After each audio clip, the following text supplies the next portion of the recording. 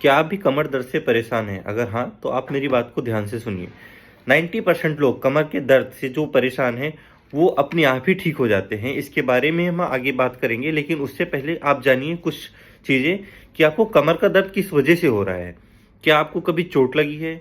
क्या आपने कोई भारी सामान उठाया है या आपने बहुत देर तक झुक के काम किया है? या आप लंबे समय तक ऑफिस में बैठ के लैपटॉप पे कंप्यूटर पे काम किए हैं या किसी एक पोस्चर में 7-8 घंटे आप लगातार बैठे रहे हैं या ट्रैवलिंग के टाइम पे आप बहुत ही लॉन्ग सिटिंग किए हैं जिसकी वजह से आपके कमर में दर्द, पैरों में सूजन आ गई है। पहले आप कॉज को ढूंढिए कि किस वजह से आपको कमर में दर्द हो रही है। क्या आपको कोई कैल्शियम की, विटामिन की या मिनरल्स की डिफिशियंसी है, या आपकी बॉडी डिहाइड्रेट कर गई है, या वाटर की कमी है आपके बॉडी में। तो सबसे पहले आप रीजन को देखिए किस वजह से हो रही है, क्योंकि पेन किलर कोई परमानेंट सॉल्यूशन नहीं है। पेन किलर आप खाओगे उससे सिर्फ और सिर्फ आपको पेन में राहत मिलेगी, लेकिन आपका परमानेंट जो कॉज है वो ख़त्म नहीं होगा। कि आप सपोज आपको डिफिशियंसी की वजह से हो रही है या आपको लंबे समय तक बैठने पोस्टरल की वजह से हो रही है, पोस्टरल इशूज़ की वजह से कमर में दर्द आ रहा है बार बार। तो सबसे पहले आपको आइडेंटिफाई करना है कि किस वजह से आपको कमर में दर्द है। 90% लोग कमर के दर्द से जो परेशान हैं, उनको यही नहीं पता है कि कमर का दर्द किस वजह से हो रहा है। सिर्फ और सिर्फ वो मेडिसिन, पेन किलर खाते जा रहे हैं, स्टेरॉइड्स ले रहे हैं, जिससे उनको कमर में दर्द थोड़ा सा राहत मिलती है और उनको लगता है कि हमारा सिम्टम ठीक हो गया है। सिम्टोमेटिक काम मत करिए। सबसे पहले आप देखिए कि हाँ, रीजन क्या है।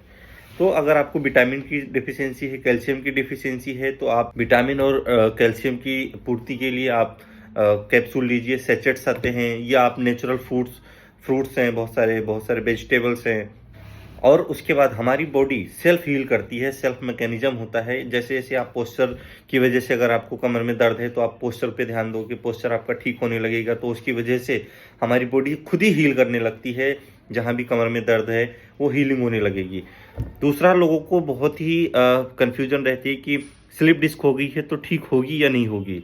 तो सबसे पहले आप समझिए कि स्लिप डिस्क आपको हुई है तो किस वजह से हुई है, और होने के बाद आपको वो क्या क्या परेशानी कर रही है, किस किस पोस्चर में आपको, किस किस पोजीशन में कमर की दर्द आपको ज़्यादा दिक्कत दे रही है। कि लॉन्ग सिटिंग में आप जैसे बैठोगे तो कमर की, जैसे हमारी रीढ़ की हड्डी के बीच में डिस्क होती है, तो लंबे समय तक बैठने के बाद वह उस पर रीढ़ की हड्डी का दोनों ऊपर नीचे का दबाव और हमारे जो डिस्क पे पड़ेगा, तो डिस्क हमारी बाहर की तरफ ऑलरेडी निकली है, दोनों साइड से नर्व निकलती है, उस पर कंटिन्यू प्रेशर डालेगी, तो जिससे कि आपको सेट का पेन होगा, पैरों में झंझनाहट, सुन्नपन और टिंगलिंग लाइक सेंसेशन होगी।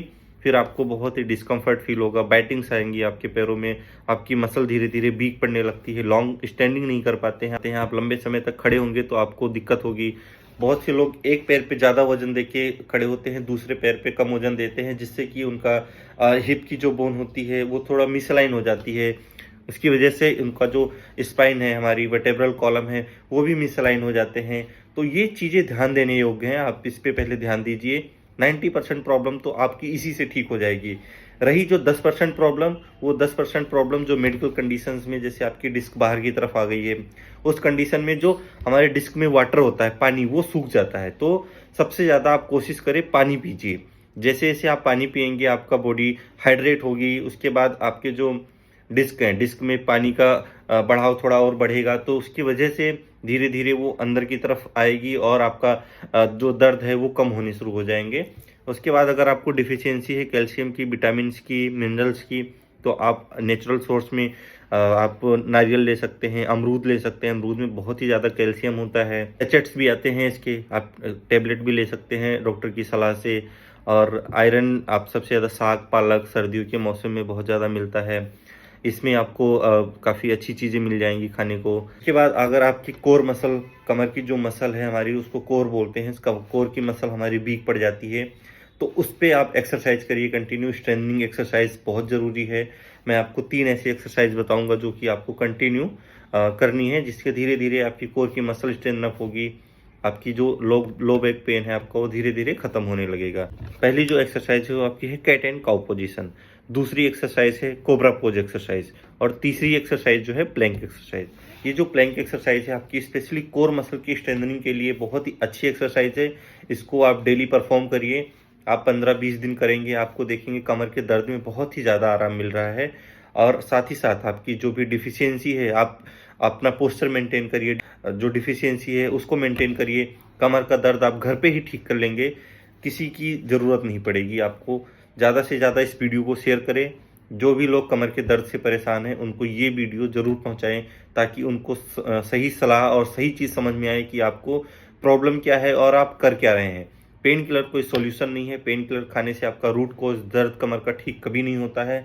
सिर्फ वो एक टेम्परेरी रिलीफ देता है। कुछ समय के लिए आपको लगेगा कि हाँ, कमर का दर्द ठीक हो गया है, लेकिन आपका पेन किलर से आपकी किडनी, लिवर, ये सारी चीज़ें खराब होने लगती हैं। तो इस वीडियो को ज़्यादा से ज़्यादा शेयर करिए लोगों तक। मिलते हैं अगले वीडियो में। धन्यवाद।